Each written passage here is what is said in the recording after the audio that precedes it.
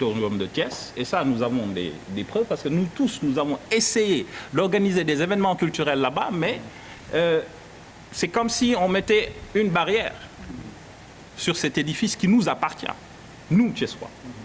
Donc parmi nous il y a des universitaires, parmi nous il y a des commerçants, parmi nous il y a des acteurs culturels, parmi nous il y a la population thiessoise, il faut le dire. Parce que ce combat, ce n'est pas l'université contre la population, non. C'est une injustice qu'il faut réparer. Nous avons été assez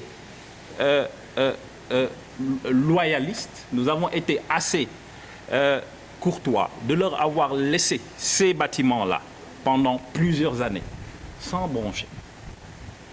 Je vous rappelle que nous tous, nous avons été acteurs ici de la conception du grand festival Kaay Thiès, qui a eu lieu ici. Même ce festival, qui est sous la tutelle de la mairie, n'a pas pu avoir accès à ces bâtiments. Donc, pour vous dire la gravité de la chose, donc, une université a pour objectif principal de vraiment s'insérer dans la population. La population thiessoise doit se sentir dans l'université sénégalaise de manière générale. Nous devons avoir accès, par exemple, à ces documents qui sont publiés, que ce soit des mémoires de fin d'études, des mémoires de master, de thèse, etc. Mais la population thiessoise ne peut pas avoir accès à cela. Et le projet qui est prévu sur ce site, qui est porté par la mairie Thiès-Ville, est très ambitieux. Ce projet nous donne accès au savoir universel. On n'est plus au temps où le villageois n'a pas accès au savoir, c'est juste celui qui a été à l'école qui doit bénéficier de ce savoir. On n'est plus à ce temps-là.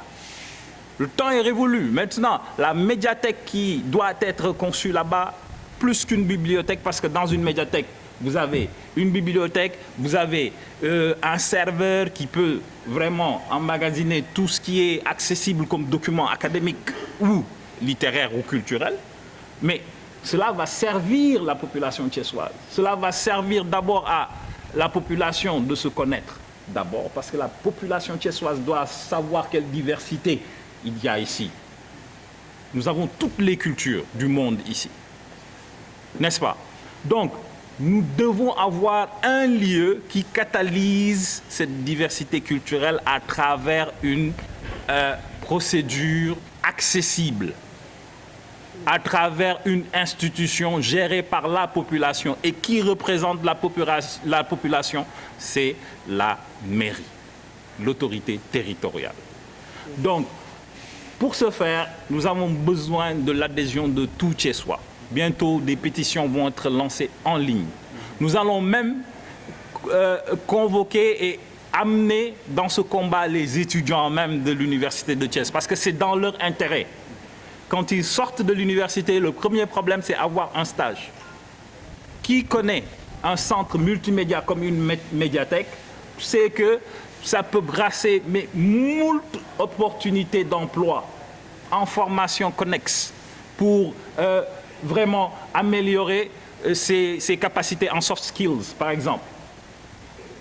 Une médiathèque pourra mettre en relation ceux qui sortent de l'université et la population elle-même. Si Baïserine a besoin de quelqu'un pour gérer sa communication digitale, mais cette ressource-là pourra lui permettre d'avoir accès à quelqu'un qui sort de l'université de Thiès. Donc ce que nous voulons, c'est de faire un pont et de faire à la place de l'université de Thiès ce qu'il doit faire comme mission, c'est-à-dire se connecter à la population. 2003, 644 du 28 juillet 2003. Et il parle d'affectation de ce site-là à l'université de Thiès. Alors rappelons-le, l'université de Thiès a été créée en 2007. Comment une loi qui prévoit quelque chose en 2003, l'université peut-elle réclamer, autant pour moi, que cette affectation lui a été faite par cette loi-là? dina tey nag ban ci turu Dado Bathily lay wuyoo nekk actrice culturelle nekk doomu Thiès du ma wax ci beneen fànn ak responsabilité yi ma am ndax loolu tey indiwu ma fi tey doomu Thiès mooy wax cri de cœur am te man directement devant les médias et je pense que ce message va passer je parle au président de la République du Sénégal xanaa Thiès bokkul ci Sénégal xanaa Thiès ay artistes duñu artiste du Sénégal.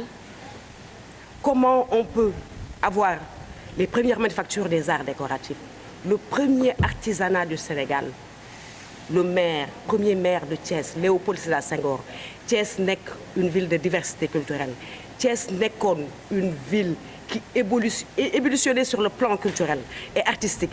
Aujourd'hui, on est en léthargie, on nous a tués complètement.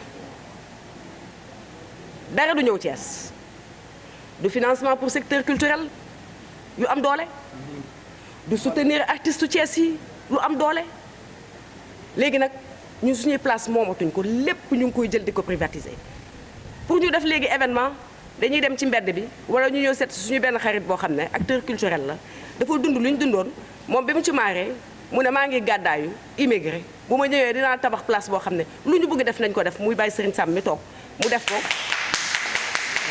mu def ko léegi bu ñu soxlaa dara moom la ñuy seeti sax mu xool ndeysaan yow de doo mu sax avancé parce que dina ñëw jox ñu ko pour mu nekk au moins une place d'expression pour les artistes et les jeunes talents. ba kañ ce combat on le mène en tant que Thiessois, on le mène en tant qu'artiste thiessois. On veut qu'on nous restitue nos places culturelles. On parle de deuxième ville du Sénégal, mais Thiès n'est pas une deuxième ville. dëkk bu amul école des beaux-arts mais xanaa Dakar amul ay université Dakar am na CICES Dakar am na Grand Théâtre Dakar lu mu amul am na Sorano am na lépp Thiès amul dara dañuy tànt ci mbedd yi pour mën a def spectacle. Man j'interpelle et puis ce qui est bizarre c'est que nous on a des ministres thiessois. Le ministre de l'artisanat est de Thiès. Le ministre de la communication et du numérique est de Thiès. Tourisme est de Thiès. De la culture. Le ministre de la culture est de Thiès. Mais ana suñu doomu Thiès yooyu. nu ñu mën a seetaanee lii. donc man dama ñaan président de la République bu fekkee ne lii dina ci jot di ñu dégg dañu ko ñaan mu delloo ñu suñu kër kat mooy auditorium bee nga xam ne moo doon cinéma Amitié nekk palais des congrès nit di jóge fu ne ci àdduna bu ne cëpp Sénégal vacances sax ñëw seetaan cinéma Amitié. Une ville quand on la tue culturellement on l'a déjà tuée. loolu laa amoon lu may partagé bëgg nag kàddu gi yegg fa mu war a yegg ndax suñu combat la. ñu gis ni jusqu'à aujourd'hui le titre foncier appartient à la mairie de la ville de Thiès. am na loo xam ni nag dama foog ni tooñ la César li mu moom dañ ko war a delloo. Oui, bien sûr. Le maire de la ville par le biais de son conseil municipal a voté pour la construction du bibliothèque municipale dans l'enceinte de l'auditorium. loolu voté nañ ko ba pare te xam nga lu conseil voté moom kenn waxatu ko mais ñun dañoo romb loolu ñun on ne parle pas de cette bibliothèque on parle carrément du TF 6000 que mu delluwaat ci doomu Thiessois yi ko moom. amuñu Sorano mais am nañ auditorium bii nga xam moom lañ tuddee auditorium te waru ko tudd sax parce que c'est le palais des congrès. mu leer ñu xam ni mën nañ ko jot lu nekk édifice bu nekk mën nañ ko fi def mu jariñ Thiessois yi donc sunu mbokk journalistes yi kàddu gi mi ngi noonu lii benn action la bu nu posé gul li ci des mi ngi ci sunu kanam di ñëw nan jàpp ni danseurs yi sax ñu ngi fi toog fii nous sommes très bien représentés animateurs de rajo yi ñu ngi fi toog couturiers yi ñu ngi fi toog ñi nga xam ne ñi ngi liggéey ay objets d'art ñi ngi fi toog les rappeurs sont là donc nan jàpp ni monde culturel bi yëpp a représenté am na ñoo xam ne ñu ngi ci yoonu Dakar bi ñëw egseegul ñu ngi ci yoon bi ñëw ay jàngkat lan ñu ngi ñëw parce que xam nañ ni soxla nañ salle te amuñu ko biir Thiès donc yitte la pour tous les Thiessois ñu ngi leen di remercier jërë ngeen jëf.